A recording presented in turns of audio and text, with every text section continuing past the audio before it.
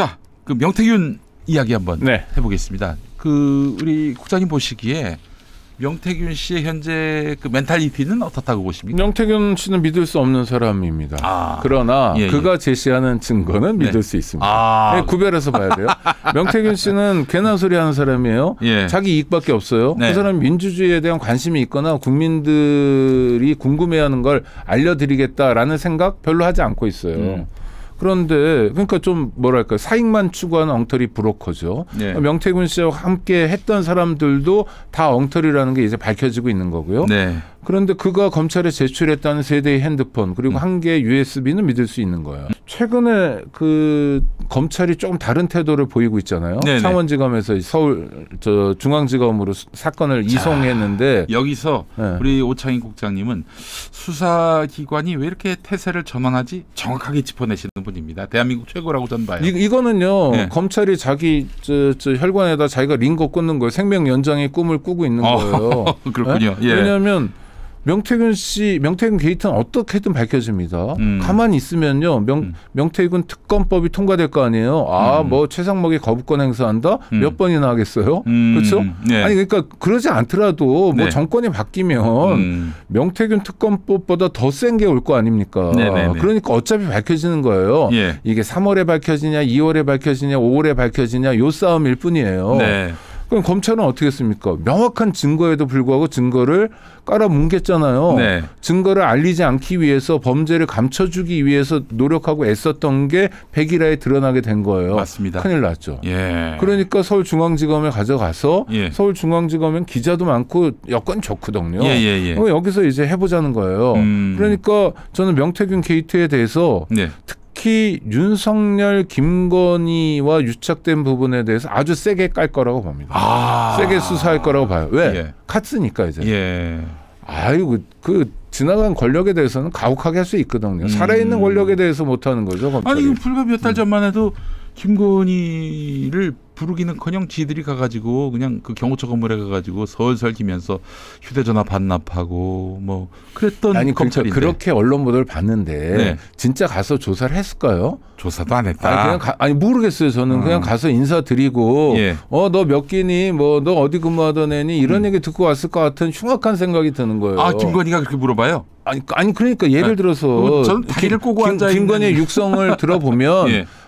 그러니까 존칭 생략 한동훈이 뭐 이런 거잖아요. 한동훈이가 27기거든요. 예. 한동훈이가 지금 법조계에 있어도 최고참 정도가 되는 거예요. 네네네. 사법 연수원 기수로. 예. 거기 현장에 가는 거는 그거보다 한참 뭐 거의 후배가 아니라 제자뻘 되는 검사들이에요. 그렇죠. 예. 경력 얼마 안 되는. 그런데 한동훈이나 하여튼 누가 됐더라도 존칭 생략하고 마구 불러대던 김건희가 애기 검사들은 어떻게 되겠겠어요? 어이구 뭐 요새는 야 뭐 밥은 먹고 다니냐 뭐 저 이랬을 것 같은 생각이에요. 아니면 아니라고 설명해 주세요. 근데 김건희 씨는 설명 안 할 것 같아요. 그까지는 생각을 못했네요. 네네. 김건희 네. 그러니까 실제로 조사가 됐을지 잘 모르겠고요.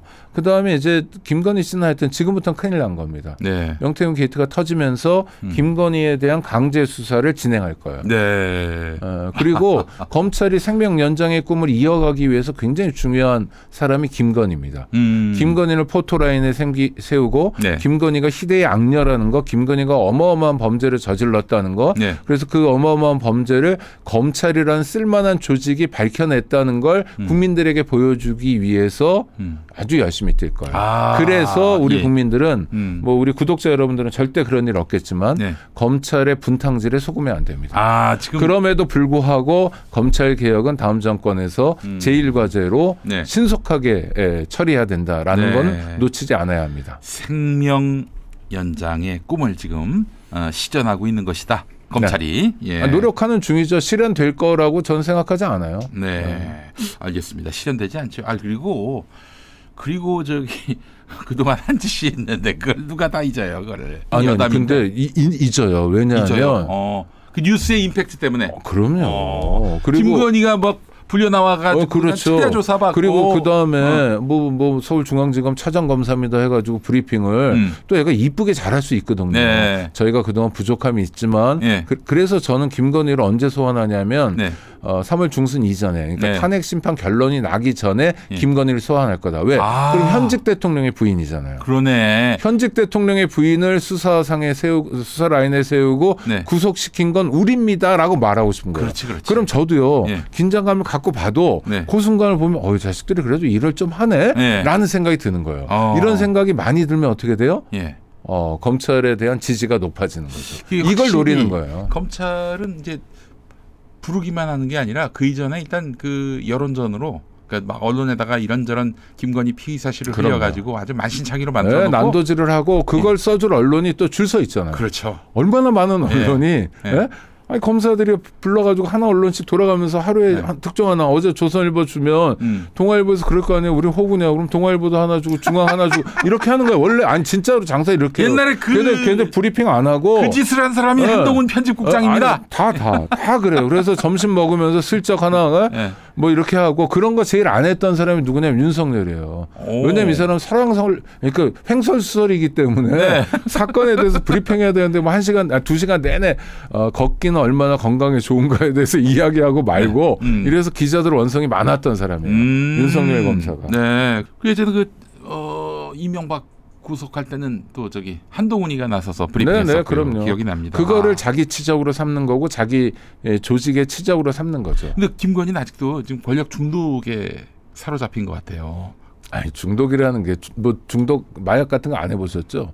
당연히 중독이라는 게 담배든 술이든 마약이든 또 권력이든 중독이라는 게 쉽게 깨겠습니까? 윤석열처럼 극단적인 처방을 해야 돼요. 감옥에 구속시키면 술을 못 마신다. 그러면 이제 중독에서 헤어나올 수 있는데 그게 아니면 강제로 중단시키지 않는 한 김건희나 윤석열의 중독은 깨지지 않습니다. 제가 여쭙고 싶은 게 그러면 김건희가 지금 이대로 그냥 가만히 앉아 있다가 불려나가서 다 털리고 끝내 영원히 세상 밖으로 나오지 못하는 상황에 놓이게 된다. 그걸 막기 위해서 지금이라도 뭐 지금 굉장히 열심히 전화하고 있겠죠. 그런데 저는 어디다 전화할까요? 오비들한테 전화할까?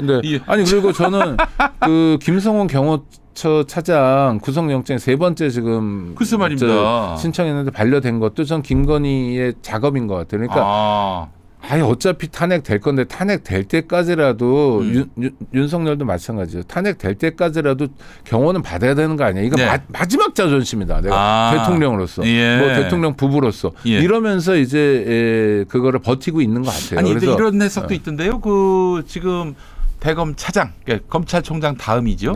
대검 차장이 내란 국면에서 누구하고 통화를 했더라? 조지호였나? 갑자기 생각이 안 나지? 하여튼 통화한 기록이 있었잖아요. 나와서 조사받으라고 자기는 얘기했다고 하는데 이진동 대검 차장이 말이죠. 그 어떤 비화폰 때문에 비화폰으로 누구하고 통화했는지 그래서 그 대검 차장이 내란에 깊숙이 개입된 것이 아닌지 그 비화폰 서버가 드러나면 안 되니까 김성훈에 대한 구속영장을 계속 기각하고 있는 것 아니냐. 신청한 그 영장을. 그거야 우리가 다 추정인데 그럴 수도 있고 제가 말씀드린 것일 수도 있고 둘 다일 수도 있고 그런 것 같습니다. 근데 중요한 건 매우 이례적이거든요. 왜냐하면 우리는 경호처가 범죄를 저지르는 걸 현장에서 생중계로 지켜봤잖아요. 그렇죠. 공무집행 방해였고 또 여럿이 했으니까 특수공무집행 방해였는데 특수공무집행 방해를 주도했던 사람이 지금 멀쩡하다는 거고 그리고 이미 구독자 여러분들 많이 놓치시고 잊으셨겠지만 경호처장인 박종준이도 마찬가지거든요. 사진 출두했던 이유만으로 구속 안 시키고 있어요. 그러니까 굉장히 커다란 짬짬이가 이루어지고 있고 이 짬짬이는 왜 발생하냐 하면 사실 검찰의 여러 사람들도 사실 내란 사태에 직간접적으로 개입했고 경찰은 경찰청장하고 서울경찰청장 말고도 여러 사람들이 개입했잖아요. 군도 한 몇 명의 사령관만 개입한 게 아니라 방첩사 같은 게 전체가 다 뛰었거든요. 그러니까 사실 어디서 끊어야 될지 모르지만 적어도 장군들은 아니면 대령 이상들은 지금 수사를 해야 되는데 이게 다 멈춰 있는 거예요. 그리고 국방부 장관 대행도 이거 수사를 중단 지시를 했고 경찰 쪽이든 검찰 쪽이든 공수처든 군 헌병 군사 경찰이든 간에 수사가 다 멈춰 있는 상태입니다. 이 문제도 또 풀어야 되거든요. 이것도 다 연결되어 있는 것 같아요. 그러니까 공범들이 마지막 발악을 벌이고 있는 것 같은 느낌이에요. 그러나 3번 안 되면 4번째는 되고요. 네. 4번째 아니면 5번째는 됩니다. 아, 알겠습니다. 뭐 영원히 안 되는 거 아닌가 염려를 했는데 오창익 국장님이 뭐 그렇다면은 그런 게 맞습니다. 예. 자, 지금 윤석열 탄핵 네. 심판 막바지입니다. 내일로 끝나겠죠? 이제 더 이상 네, 그렇죠. 예. 네, 내일 끝나고요. 네. 선고 날짜를 제가 예언할 수 있습니다. 3월 11일이라고. 아니요, 전 13일 목요일로 생각합니다. 13일 목요일. 네. 아, 예, 3월 13일 목요일. 네, 화요일 아니면 목요일 날 할 텐데요. 네네. 네, 13일 목요일쯤에 평의도 하고 뭐 어쩌고 그래서 그러면 대선이 글도 써야 되고. 5월 13일이겠네요. 네, 2달 내니까요. 예, 알겠습니다. 그러니까 박근혜 때는 5월 9일이었던 거 기억나시죠? 예. 그 3월 9일에 네. 예, 탄핵이 그러니까 되고 13일 날 되고 다음 대통령은 5월 14일에 취임하게 될 겁니다. 아, 5월 14일에 바로 선거 끝나고. 아이고, 참 5월 14일에 그 대통령이 취임하고 바로 곧바로 5.18 광주 민주항쟁 45주기가 되겠네요. 네네네. 45주기. 꺾어지는 중요한 거죠. 그래서 저는 탄핵 심판이 인용되는 날 네. 한국이 굉장히 의아한 나라가 됐잖아요. 전 세계적으로. 저렇게 잘 나가는 나라가 산업화 민주화에 네. 동시에 성공했는데다 문화 강국인 나라가 네. 어떻게 계엄을 하죠? 어떻게 저렇게 엽기적이지? 예. 했던 거를 그냥 일거에 씻어내는 거죠. 그렇지만 네. 한국은 그거를 정돈할 역량을 가지고 있다. 특히 국민적 역량을 가지고 있다. 말이에요.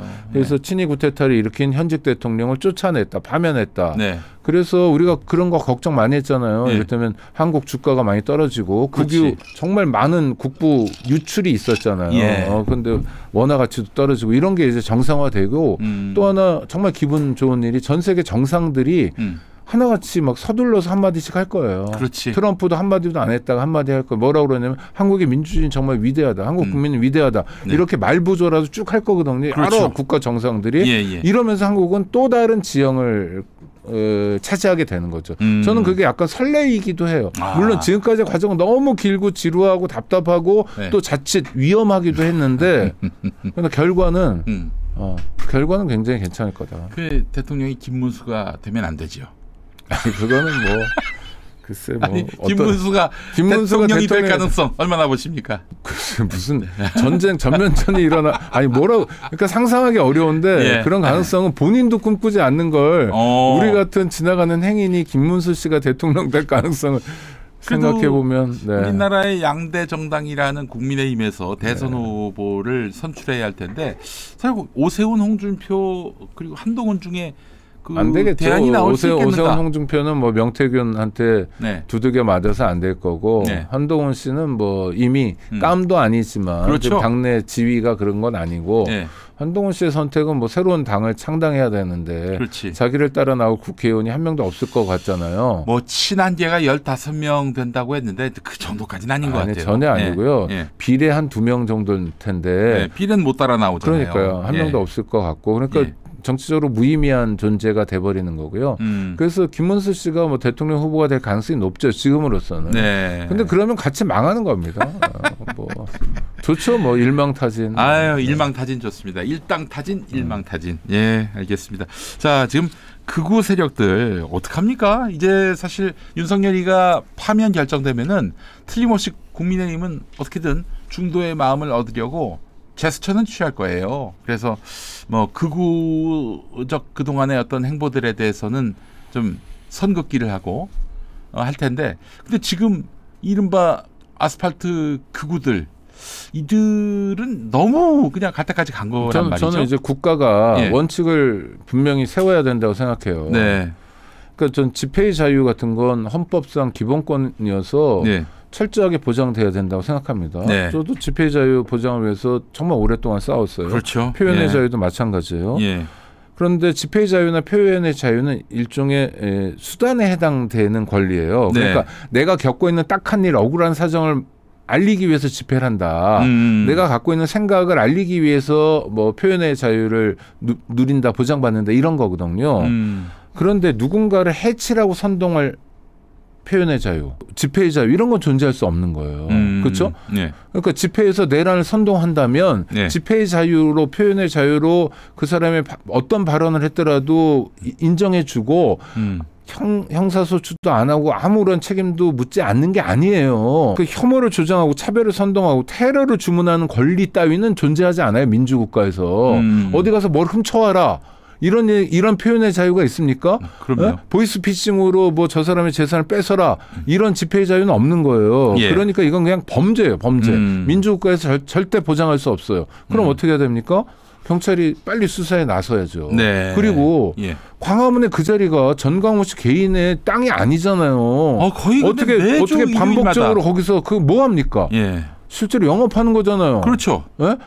자식들하고 같이 해가지고 그 일가만 배부르게 하고 살찌우게 하는 집밖에 안 하는 거잖아요. 전광훈 유니버스라고 하더라고요. 그리고는 뭡니까? 차별 선동하고 혐오 조장하고 뭐 이런 거잖아요. 이제 예. 헌법재판소를 공격하라 뭐 이런 얘기는 하고 있고 예. 민주주의 파괴하고 공동체를 해치는데 예. 제대로 수사해야죠. 그래서 저는 아니 근데 예. 그 국장님 그러면 광장에서 그렇게 시위를 빙자해서 영업하고 회원수 늘리고 그렇게 하는 행위라든지 또 광장에서 이렇게 터무니없는 혐오 발언하고 과도한 어떤 정치적 그 메시지를 낸다든지 뭐 어느 당을 찍어나 말라 뭐 이런다든지 이걸 제지할 방법은 없습니까? 너무 많아요. 전광훈 씨 개인을 가지고 형사처벌할 만한 범죄를 꼽아보세요 하면 되게 많아요. 예. 형법상 아까 얘기한 내란 선동죄도 되죠. 그렇죠. 예. 그다음에 뭐 제3의 국민연금을 만들어가지고 뭐 내가 돈 줄게 이런 거다. 이거 사기잖아요. 전형적인 사기. 다단계 사기거든요. 예. 그 사기죄도 적용해야 되고 되게 많아요. 이 사람에게 할 수 있는 게. 예. 그렇죠? 네. 근데 안 하고 있는 거예요. 왜 안 하고 있냐면 권력하고 유착됐기 때문에 안 하고 있는 거고 문재인 정부 같은 경우에 왜 안 했냐 하면 부담스러우니까 안 한 거예요. 네. 부담스러운 건 뭐냐면 야당이랄까 뭐 반대편을 탄압한다라는 오명을 뒤집어 쓸까 봐. 그러니까 저는 전광훈에 대해서는 그런 정치적 고려를 할 필요가 전혀 없고 그냥 어떤 수사기관이 또는 어떤 수사관이 전광훈을 놓고 스크린 해보면 돼요. 그럼 쫙 나오거든요. 네. 범죄 저지른 게 10가지, 20가지가 쫙 나와요. 예. 그럼 그걸 가지고 어떻게 하면 됩니까? 수사해서 처벌하면 되는 거예요. 네. 전광훈 씨는 지금 있어야 될 곳이 광화문 광장이 아니에요. 감옥이지. 감옥이죠. 그러니까 그 사람을 있어야 할 곳으로 보내면 되는 겁니다. 네. 그다음에 추징이란 좋은 제도가 있거든요. 추징. 그 사람이 범죄로 이렇게 챙긴 수익, 범죄 수익 해야죠. 예. 그다음에 이런 경우에는 벌금도 굉장히 많이 매겨야 되고요. 그다음에 추징해야 되고요. 예. 그다음에 뭐 국가가 법률구조공단이나 이런 기능이 있습니다. 그래서 전광훈에게 사기당한 사람, 네. 전광훈에게 내가 돈을 주면 정말 제3의 국민연금을 한 달에 몇백만 원씩 받을 거라고 착각했던 사람, 착오했던 사람, 속아 넘어갔던 사람들도 이 사람을 상대로 손해배상 진행해야죠. 민사상. 국가가 그런 거 좀 처리해주고 그래야죠. 네. 알겠습니다. 그래서 원래 왔던 자리로 돌려보내야 됩니다. 전광훈은. 네. 어디서 왔죠? 모르죠. 이 양반 신학교 다녔습니까? 다니긴 다녔는데 어디 다녔습니까? 그 뭐 대한신학교라고 지금의 안양대학교라고 하는데 좀 다른 학교 같아요. 이름만 갖고 대한신학교. 확인이 됩니까? 그러니까? 확인이 쉽지 않아요. 아니 그러니까 그 무슨 학부 4년을 다니고 이런 게 4년도 아니에요. 그랬습니까? 4년도 아니고 뭐 속성반입니까? 자기 말로는 뭐 동생이 대출을 했다. 자기 대신. 대리 출석했다. 뭐 그런 얘기를 스스럼 없이 설교 때 얘기합니다. 근데 정말 목사님들도 좀 정화가 돼야 되는 게 이게 이근항 같은 고문 기술자 정말 희대의 악마가 목사가 되기도 하고 말입니다. 전광훈이 목사가 되기도 하는 건 정말 교계 차원에서 대성찰이 있어야 되는 거 아닙니까? 근데 뭐 교계래봐야 뭐 대한민국의 교단이 뭐 수백 개고요. 그리고 천주교, 가톨릭처럼 뭐 무슨 그렇게 통제가 가능한 한 개의 시스템도 아니고 감당이 안 돼. 예를 들면 전광훈 같은 경우 저기 전에 있었던 교단으로부터 출교를 당했는데 제명당했죠. 그러니까 지가 만들었죠. 또 만들었죠. 2억 원 정도 그 종교법이 만들면은 대한예수교 장로에 땡땡 만들어 놓고 지가 총회장하면 목사면 뭐라고 할 길이 없어요. 아니 그러니까 개교의 주이니까 그럴 텐데. 그래서 여태까지 이렇게 왔잖아요. 네. 네? 그럼 정광훈이 구속되고 정광훈의 범죄가 조만간 백일화에 드러날 겁니다. 네. 그러면 정말로 예. 정말로 열심한 신자들 있잖아요. 네. 선의의 신자들. 네. 저는 기독교인들이 깨어 있을 때 우리 사회에 얼마나 큰 보탬이 되는지 역사적으로 많이 알고 있거든요. 예. 그리고 정말 선의의 협력자. 그다음에 기독교인이기 때문에 민주화운동했던 사람, 그렇죠. 기독교인이기 때문에 인권운동했던 사람, 예. 기독교인이기 때문에 정말 어디 드러나지도 않는데 봉사의 삶을 살았던 사람, 네. 정말 뭐 수도자 같은 뭐 그보다 훨씬 더 훌륭한 이런 분들 정말 많이 알고 있거든요. 네. 이런 분들에 대한 모욕이잖아요. 그리고 어떻게 되냐면 끝내 국민들에게 외면당해요. 기독교 전체가. 글쎄 말입니다. 지금 그 길로 가고 있거든요. 아이고. 그러니까 지금 정말 대한민국처럼 자살률 높고 대한민국처럼 희망이 없다는 나라에서 종교가 해줘야 될 역할이 있지 않습니까? 손잡아주고 따뜻한 인간의 온기를 전해주고 이런 역할을 해야 되는데 이 광기 어린 선동이나 하고 뭐 돈이나 벌게 해주고 저 사람 늘 그 돈 마케팅 했던 사람이잖아요. 네? 예수가 돈 벌어주러 왔습니까? 자, 하나님이 네. 돈을 좋아한다고 헌금 많이 하라고 그 얘기 됐어요 옛날에.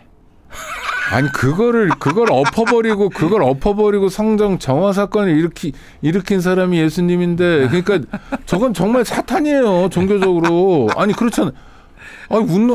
남의 인상 가지고 얘기하면 안 되지만 저 돈 많이 냈다고 저 엄지척하는 거 아닙니까 저 사진이. 그렇죠. 제일 기쁜 시간이 헌금 걷는 시간이라고. 아유, 난 저런 멘탈은 정말 제가 이길 수가 없습니다. 정말. 야, 어떻게 헌금을 걷는데 전화 기쁘겠지 뭘. 아이고 진짜. 하여튼 서둘러 수사하고 서둘러 전광훈 씨가 있어야 할 곳에 네. 보내야 한다고 생각합니다. 예, 알겠습니다. 자, 오늘 순서 마치겠습니다. 우리 오창익 국장님과 함께한 오늘 시간 너무 좋았고요. 네, 이렇게 맛있었습니다. 네, 다음 주에 또 모시도록 네, 하겠습니다. 감사합니다. 감사합니다. 감사합니다.